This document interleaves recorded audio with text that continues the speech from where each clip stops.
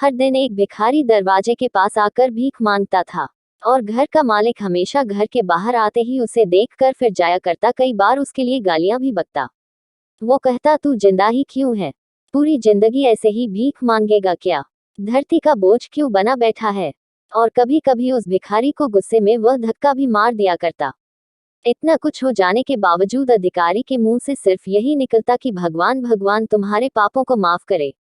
एक बार सेठ को धंधे में बड़ा नुकसान होने की खबर मिली। सेठ बहुत परेशान था कि तभी उसके दरवाजे पर वही भिखारी आया। गुस्से में अपना आपा खोते हुए सेठ ने उस भिखारी को पत्थर दे मारा। पत्थर लगने के कारण भिखारी का सर फूट गया और उसके सर से खून बहने लगा। फिर भी दर्द से कराहते हुए भिखारी ने इतना ही कहा, भगवान तुम्हारे पापा को माफ करे। भिखारी वहां से चला गया। सेठ सोच में पड़ गए, भिखारी को पत्थर मारा फिर भी उसने सिर्फ प्रार्थना की। सेठ का गुस्सा शांत हुआ, शेर का मन शांत हुआ भिखारी का रहस्य जानने के लिए। सेठ ने भिखारी का पीछा करना शुरू कर दिया। भिखारी जहां जहां जाता सेठ उसके पीछे जाता। सेठ ने देखा कि कोई उसको खाना देता, कोई उसको मारता, कोई अपमानित करता तो कोई गाली देता। लोग भिखारी के साथ चाहे जैसा व्यवहार करते, लेकिन भिखारी सबके लिए एक ही प्रार्थना करता, भगवान तुम्हारे पाप माफ करें। अब रात होने को आई थी। भिखारी अपने घर जाने के लिए लौटा। वो अपने घर पहुंच गया, लेकिन सेठ अब भी उसका पीछा कर ही रहा था। एक पुरानी टूटी हुई खटिया पर एक बूढ़ी औरत लेटी हुई थी, काफी कमजोर और बीमार लग रही थी। वह भिखारी की पत्नी थी। अपने पति को वापस आता देख वह खाट से उठ खड़ी हुई। पत्नी ने अपने पति के भीख वाले कटोरे में देखा, उसमें सिर्फ आधी बासी रोटी थी। उसे देखकर वह बोली, आज बस इतना ही मिला, और हाँ, आपके सिर से खून निकल रहा है, ये चोट कैसे लगी? बूढ़ा भिखारी बोला, आज बस इतना ही मिला, किसी ने कुछ दिया ही नहीं।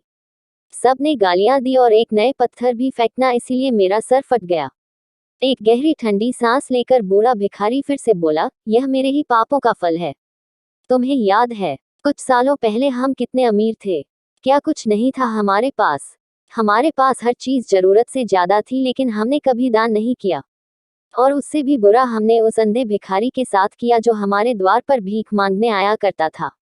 बूढ़ी पत्नी की आंखों में आंसू आ गए। वह बोली, हाँ, हम उस बेचारे अंधे के साथ बहुत बुरा करते थे।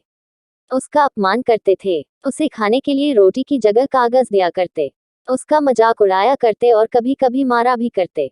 मैंने कभी उसको रास्ता नहीं दिखाए। एक बार मैंने उसके मुंह पर मिट्टी भी फेंकी थी और वह हमेशा दुखी होकर यही कहता कि भगवान तुम्हें तुम्हारे किए की सजा देगा, भगवान तुम्हारे पापों की सजा जरूर देगा।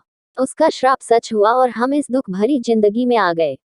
भिखारी बोला, हाँ, उसका श्राप सच हुआ, इसलिए मैं किसी को बददुआ नहीं देता। चाहे कोई मेरे साथ कैसा भी बर्ताव करे, मैं हमेशा उसके लिए प्रार्थना करता हूँ।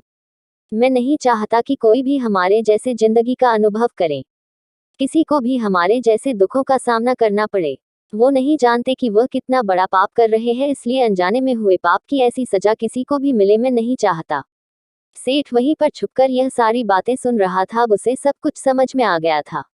भिखारी और उसकी पत्नी ने वह आधी रोटी मिल बांट कर खाएं और भगवान को धन्यवाद बोलकर सो गए। अगले दिन बड़ा भिखारी फिर से भीख मांगने गया। सेठ के घर के पास जाते हैं। सेठ ने पहले से गरम रोटी या उसके लिए निकाल कर रखी थी। उसे देते हुए सेठ विनम्रता से बोला, माफ कर दीजिए बाबा, उसे बहुत बड़ी गलती हो गई। बूढ़ा भिखारी बोला, भगवान तेरा भला करे। इतना कहकर वह आगे निकल गया।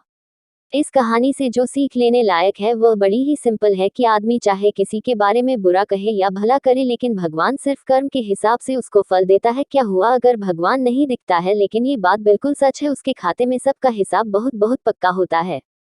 इसलिए जब किसी के लिए कुछ भी करो तो अच्छा ही करो।